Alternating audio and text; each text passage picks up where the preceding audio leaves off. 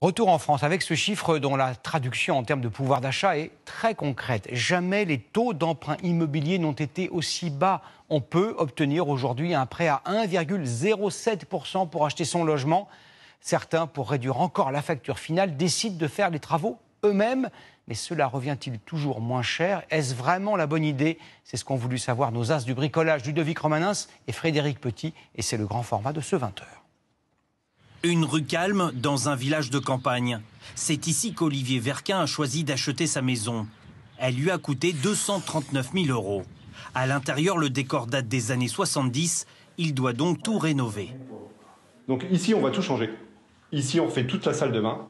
Ici, pareil, je refais toute la chambre. Casser des cloisons, refaire l'électricité et le carrelage. Son budget est de 42 000 €. Pour éviter les mauvaises surprises, ce bricoleur s'applique une seule règle: surestimer un peu la facture dans chaque pièce.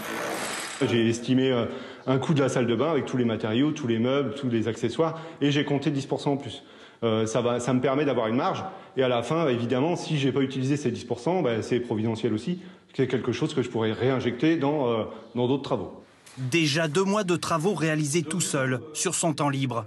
Seule exception, l'isolation, il a fait appel à une entreprise certifiée par l'État.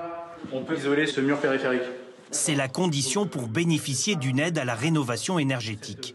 Ici, en fonction des conditions de revenus, etc., on pouvait prétendre jusqu'à 12 000 € d'aide dans ces travaux que nous allons réaliser dans cette maison. Je l'avais estimé environ à 8 000 €. Voilà, donc c'est plutôt une bonne nouvelle. Si tout se passe bien, sa maison va lui coûter 270 000 €. Une bonne affaire car il a su s'entourer de professionnels. Mais ce n'est pas toujours le cas, regrette cet agent immobilier. Si on sous-estime les travaux, si on est mal conseillé sur la nature des travaux à réaliser, si on n'a pas une idée précise du budget, forcément ça peut être très compliqué au final, une grosse surprise. Et c'est ce que vit actuellement Antoine Mézergue. Il a acheté sa maison 290 000 € en estimant lui-même les travaux à 100 000 €, mais rien ne se passe comme prévu. En refaisant les murs, il s'aperçoit que l'électricité n'est plus aux normes. Un professionnel est venu mettre de l'ordre dans les câbles. Au premier étage, certaines poutres qui soutiennent le plancher s'affaissent. Il faut les consolider. Là encore, une entreprise est intervenue. Le surcoût est aujourd'hui estimé à 50 000 €. Il a fallu faire des choix. La toiture attendra. C'est un métier quand même de faire des travaux, hein, donc j'avais ambition de réaliser tout seul, mais bon, en fait, j'ai pas la capacité de pouvoir faire tout seul.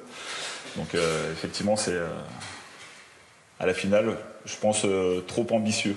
J'ai envie de me convaincre qu'on va s'en sortir, mais effectivement, oui, ça peut être vite galère, hein, quand même. Se laisser dépasser par l'ampleur de la tâche, un problème récurrent pour cet expert juridique. Il recommande à chaque acheteur de bien peser le pour et le contre. Entre un coût avantageux initialement, mais les inconvénients qu'il y a derrière, savoir déjà le surcoût que vous allez réaliser, la fatigue, plus, on va dire, les troubles de jouissance, en quelque sorte, parce que vous n'allez pas habiter, vous allez vivre dans un chantier concrètement pendant plusieurs mois, voire pendant des années. Est-ce que le jeu en vaut vraiment la chandelle ? Sans compter la question de la responsabilité juridique des travaux. Si vous les faites vous-même, il n'y a pas de garantie décennale. Et en cas de sinistre grave, les conséquences financières seront alors à votre charge. J-4